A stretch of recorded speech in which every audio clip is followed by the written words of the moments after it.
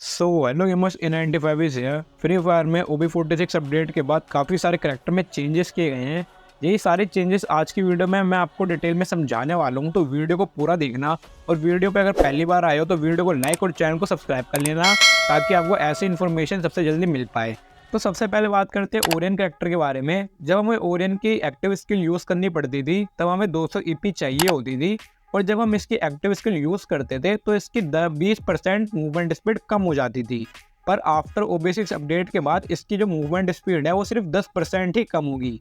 यानी कि जब आप ओरियन से खेलोगे तो आप उसकी एक्टिव स्किल जब यूज़ करोगे तो आपको 10% फास्ट मूवमेंट देखने को मिलेगी, जिसकी वजह से आपको 1 वर्सेस 4 क्लच निकालने में बहुत ज़्यादा आसानी होने वाली है। तो ये खुशखबरी है बहुत बड़ी ओरियन यूजर्स के लिए, क्योंकि उनके तो मजे आने वाले हैं। अब बात करते हैं के कैरेक्टर के बारे में। पहले जब हम के कैरेक्टर को यूज करते थे तो के कैरेक्टर में 250 EP तक ले जाता था, और के कैरेक्टर में 2-2 सेकंड में 3-3 EP देता रहता था, और उसका एक सर्कल सा बनता था जो कि 6 मीटर तक होता था। उसके अंदर जो भी टीममेट आते थे उनकी भी EP 6% फास्टर HP में कन्वर्ट होती थी। बट आफ्टर OB46 अपडेट के बाद आपको 1 सेकंड में 3 EP मिलेगी। पहले आपको 2 सेकंड में 3 EP मिलती थी, पर आपको 1 सेकंड में 3 EP मिलेगी। और जो इसका सर्कल था जो 6 मीटर का हुआ करता था उसको बढ़ा के 15 मीटर तक का कर दिया गया है। तो इसकी भी पावर बढ़ाई गई है यहाँ पर। अब बात करते हैं अपने नेक्स्ट कैरेक्टर के बारे में, जो कि हमारा लुकेटा। लुकेटा में पहले ये होता था कि जब आप 2 किल करते थे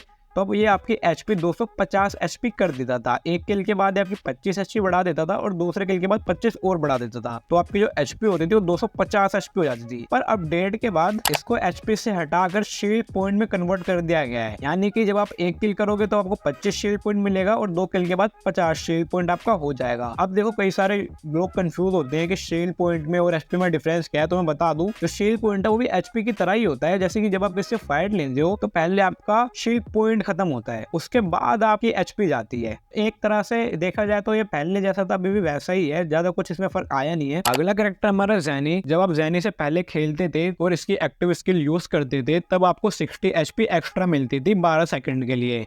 यानी कि आपकी जो HP होती थी वो 260 हो जाती थी 12 सेकंड के लिए।